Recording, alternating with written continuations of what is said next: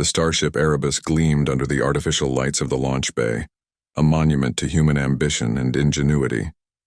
Within its steel hull, the crew bustled with a mix of excitement and nervous energy.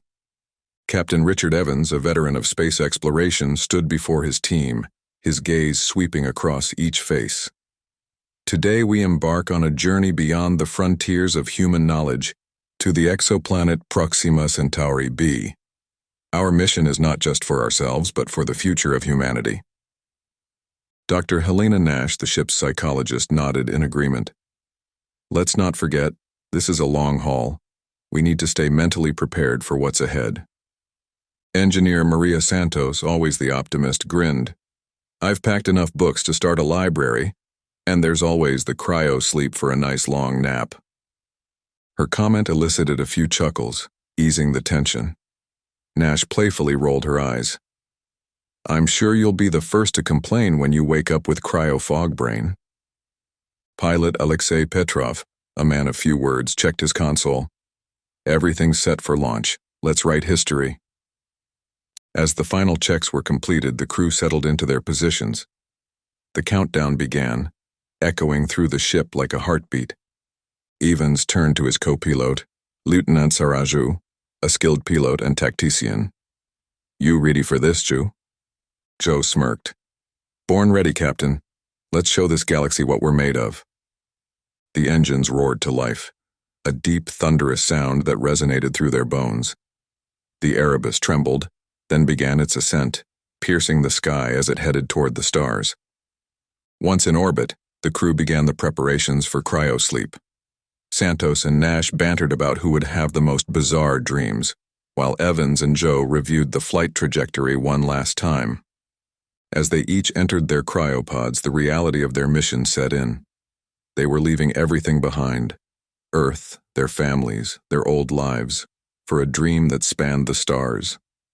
As the cryopods sealed, their consciousness began to fade. The last thing Evans saw was the blue curve of Earth, a pale jewel against the vastness of space. Then, darkness enveloped them, and the journey of the Erebus into the unknown began. Months into the journey, the starship Erebus sailed silently through the void of space. Inside, its crew lay in deep cryosleep, their bodies suspended in time, but their minds were far from dormant. The first to experience the nightmares was Dr. Helena Nash. In her dream, she wandered through an endless, dark expanse, feeling an overwhelming sense of dread. Shadowy figures whispered incoherently in the distance, their voices a haunting, unintelligible murmur. In another part of the ship, Captain Richard Evans dreamed of an ancient, formless entity. It seemed to exist outside of time, an endless abyss gazing into him, its presence both terrifying and mesmerizing. Engineer Maria Santos dreamt of walking on an alien planet, the sky a swirling vortex of colors. She felt an unseen force watching her, a sense of malevolence that made her heart race.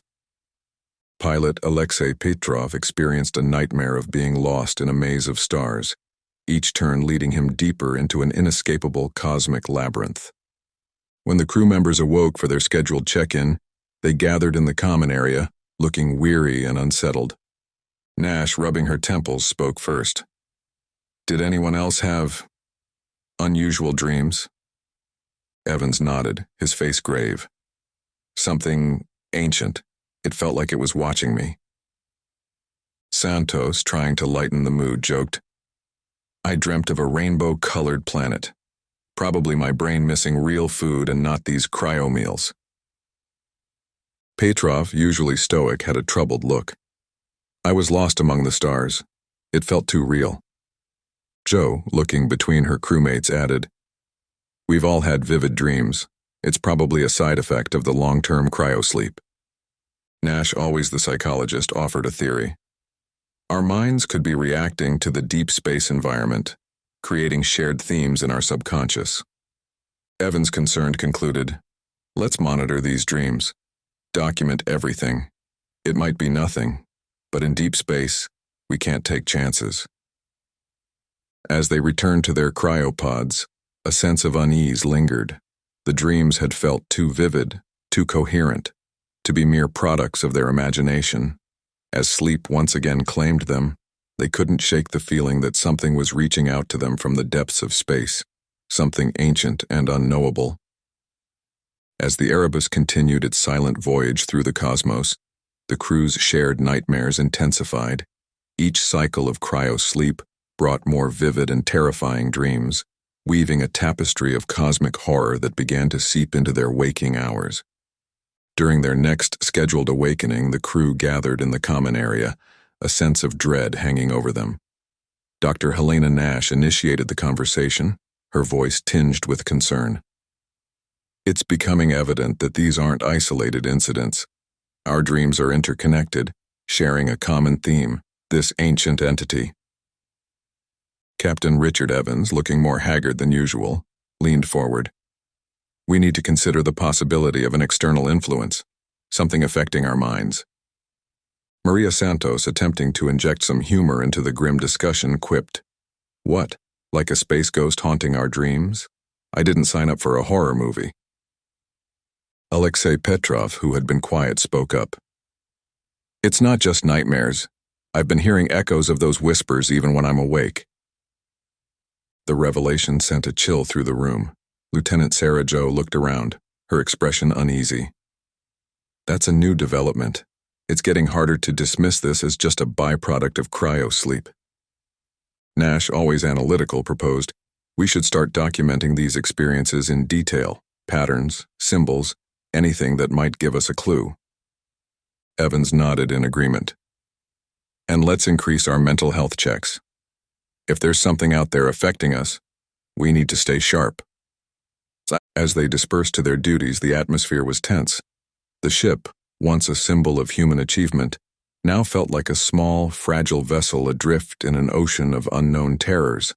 Later, in the ship's makeshift library, Santos and Nash found themselves browsing through books on ancient myths and cosmic entities.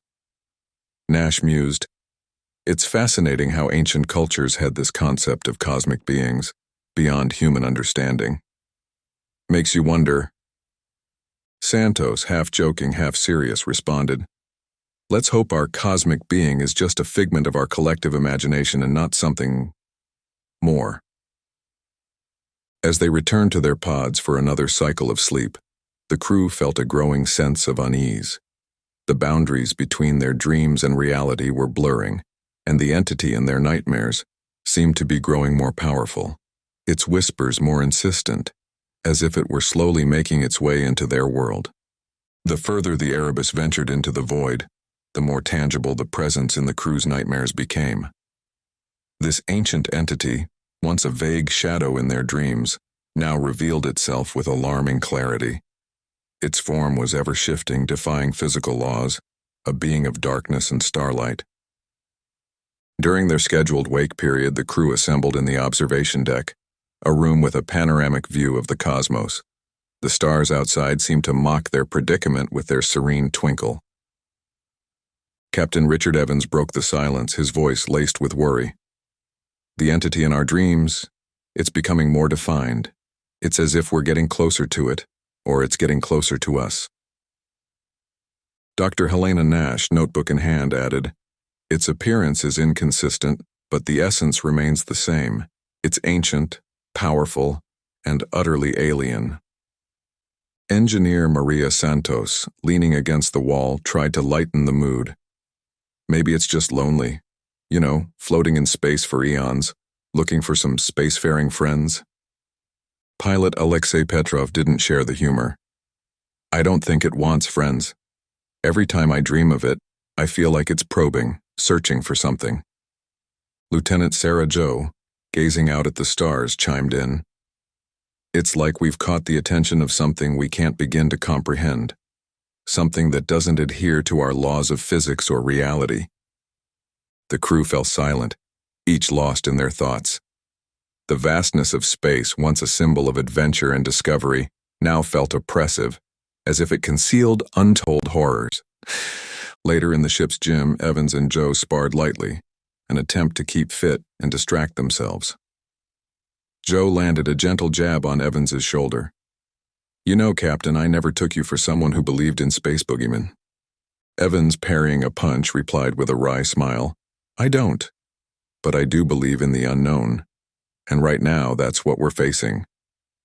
In the mess hall, Nash and Santos discussed the psychological implications of their situation over a meal of rehydrated food.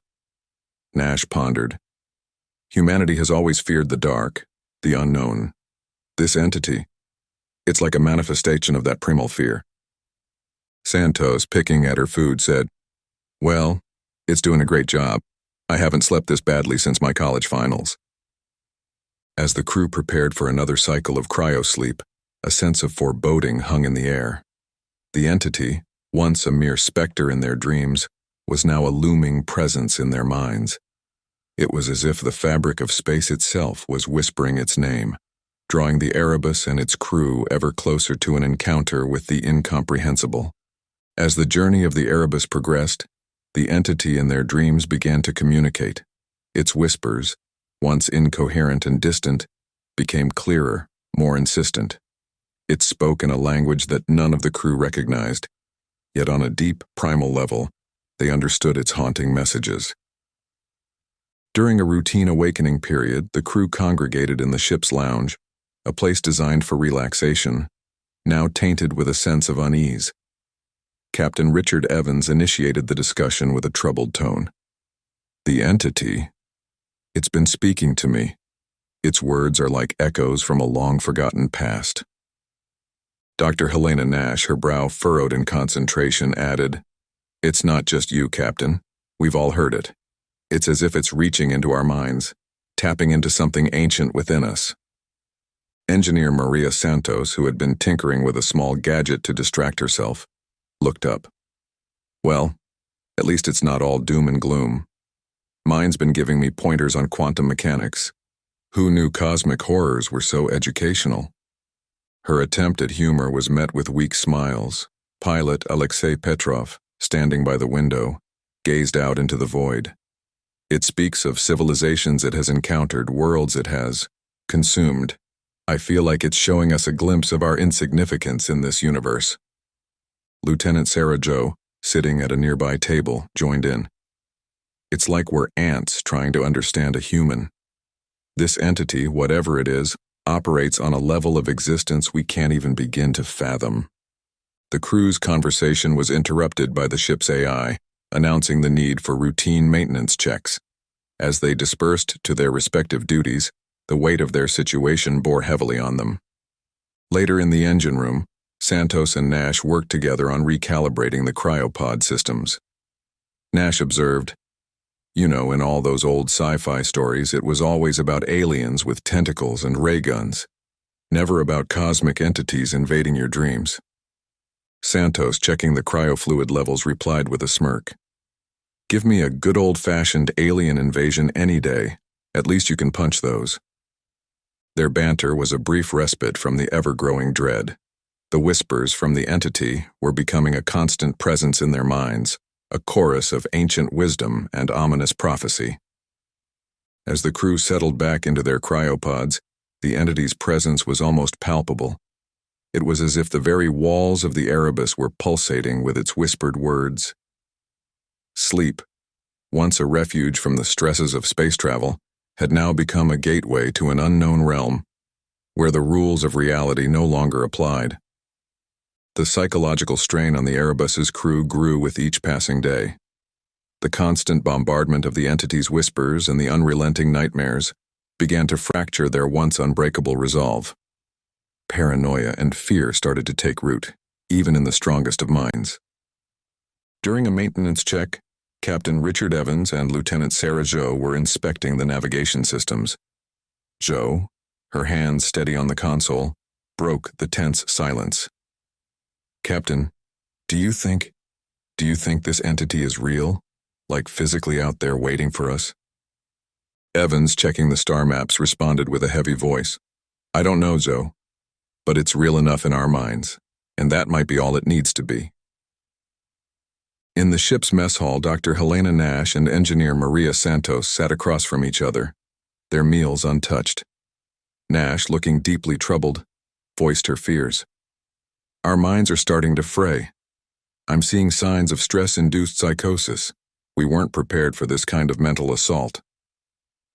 Santos, attempting to inject some levity, replied, "Well, on the bright side, no one can say this mission was boring. We've got our very own cosmic horror story."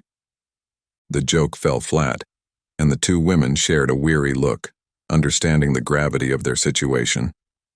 Meanwhile, pilot Alexei Petrov found himself increasingly isolated, spending long hours staring into the void of space. The whispers seemed to be affecting him more profoundly than the others, his demeanor growing more distant and distracted. During a routine crew meeting, the tension reached a breaking point. Evans, trying to maintain order, addressed the team. "We need to focus on the mission. We can't let this entity, or whatever it is, break us." Petrov suddenly stood up, his eyes wild. "How can you talk of the mission? Don't you hear it? It's showing us the truth. We're nothing, just specks of dust in its path." Nash quickly intervened, her tone calm but firm. "Alexei, you need to rest. This stress is affecting your judgment." Santos, looking between her crewmates, added cautiously, "Maybe we should consider sedating him, at least until we figure out what's going on." The suggestion sparked a heated debate among the crew, with opinions divided on how to handle the situation. The entity, once a distant fear, had now become a very real threat to their sanity and their mission. As they returned to their cryopods, each member of the crew felt a profound sense of isolation. The nightmares that awaited them in sleep seemed almost preferable to the growing paranoia and despair that had taken hold of the Erebus. They were a team adrift, not just in space, but in the uncharted territories of their own minds, where the whispers of the ancient entity echoed endlessly. The situation aboard the Erebus had grown increasingly dire. The entity's influence had seeped into the very fabric of the ship, twisting perceptions and driving wedges between the crew members. Amidst this growing chaos, a faction led by engineer Maria Santos had begun to form, convinced that performing a ritual the entity suggested in their dreams would appease it. In the dimly lit engine room, Santos and her small group gathered, poring over sketches and notes that appeared in their dreams. "If we align the ship's energy fields just so, it might create a resonance the entity can use to communicate more directly," Santos explained, her voice a mix of excitement and fear. Dr. Helena Nash, having stumbled upon this clandestine meeting, expressed her disbelief. "You can't be serious, Maria. This is pseudoscience at best, and at worst it's playing with fire." Santos, her eyes burning with a fervor Nash had never seen before, retorted, "What other choice do we have, Helena? Ignore it? We need to face this head-on, and this might be our only chance." In the observation deck, Captain Richard Evans and Lieutenant Sarah Jo discussed the growing rift. Jo, her arms crossed, looked worried. "I can't believe Santos is actually considering this ritual. It's like she's been brainwashed by that thing." Evans, gazing out into the star-filled void, replied gravely, "We're dealing with forces we don't understand, but I fear taking such a step could be catastrophic." Meanwhile, pilot Alexei Petrov, who had grown increasingly distant, now seemed to be in fervent support of the ritual. In a conversation with Santos, he urged, "We need to do this, Maria. It's the only way to understand, to really see the truth." The air of the Erebus was thick with tension and uncertainty. Arguments broke out frequently, with Nash and others vehemently opposing the ritual, while Santos's group became more insistent. During a heated discussion in the mess hall, Nash tried to reason with them. "You're letting fear and this entity's influence cloud your judgment. We need to stay rational." Santos, her patience fraying, snapped back, "Rational? Look around, Helena. Nothing about this is rational. We're out here millions of miles from Earth, haunted by a cosmic entity. How much more irrational can it get?" The argument was cut short by an abrupt alert from the ship's AI, signaling an anomaly in the engine's energy output.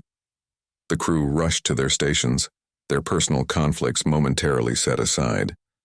As they addressed the issue, the divide among the crew had become clear. Some saw the ritual as a leap into the unknown, a dangerous gambit. Others saw it as the only viable solution to their nightmare. The Erebus, once a vessel of exploration, had become a battleground for the souls of its crew, with the mysterious entity looming over them, its whispers urging them towards an unfathomable end. The atmosphere aboard the Erebus had become increasingly volatile. The once cohesive crew was now split into factions, with those supporting engineer Maria Santos's ritual on one side and those vehemently opposed on the other. The entity's influence seemed to warp the very air they breathed, casting a shadow over every interaction.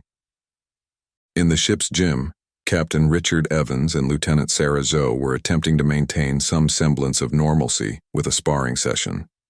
Zoe landed a light punch on Evans's shoulder, her tone laced with frustration. "Can you believe this, Captain? Half the crew is ready to dance to this entity's tune. It's like we're living in a bad sci-fi thriller." Evans, dodging another punch, replied grimly, "It's fear, Zoe. Fear makes people do irrational things. We have to keep our heads." Meanwhile, in the engine room, Santos and her group had gathered, their eyes fervent with a mix of fear and determination. Alexei Petrov, once a man of few words, was now among the most vocal. "We're close to a breakthrough, I can feel it. This ritual will change everything." Dr. Helena Nash, having entered the room in an attempt to dissuade them, argued, "You're not thinking clearly. This entity, whatever it is, it's manipulating you." Santos, her hands busy adjusting equipment, shot back, "And what's your plan, Helena? Keep ignoring it. We need to take action." In the dining area, the division among the crew was palpable. Conversations were hushed, with suspicious glances cast between the two factions. The usual banter that filled the room had been replaced by an uneasy silence. During a heated debate, Nash attempted to reach out to Petrov, hoping to appeal to his rational side. "Alexei, you're a pilot, a scientist. Think about what you're suggesting. We don't know what this ritual will do." Petrov, his eyes haunted, retorted, "What we're doing now isn't working. We need to confront this entity, understand it. This ritual is our chance." The ship's AI interrupted their argument with a warning about fluctuating power levels, a reminder of the fragile state of their situation. As the crew prepared for another cycle of cryosleep, the tension aboard the Erebus was at a breaking point. Conversations were terse, filled with underlying accusations and fear. The entity's presence, once confined to their dreams, now seemed to permeate every corner of the ship, its whispers a constant background noise driving them towards an unknown fate. The Erebus, once a symbol of humanity's reach for the stars, had become a vessel adrift in both space and the sanity of its crew. The line between reality and the nightmarish whispers of the entity was blurring, leading them ever closer to a precipice from which there might be no return. The tension aboard the Erebus had reached its zenith. The faction led by engineer Maria Santos had become more resolute in their belief that the ritual was their only salvation.